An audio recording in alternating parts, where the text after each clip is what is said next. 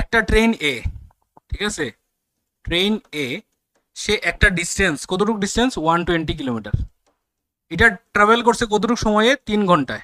আরেকটা train B সে কতটুকু distance 180 kilometre, travel করছে কতটুকু সময়ে 4 আওয়ারে।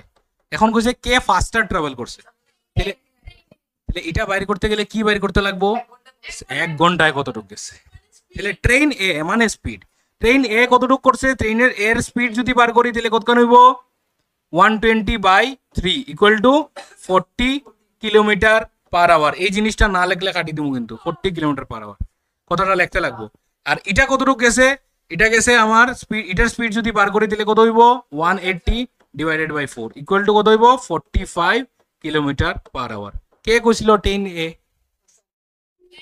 ট্রেন এ কে কইছিল, সবে কইছিল ট্রেন এ, বুঝা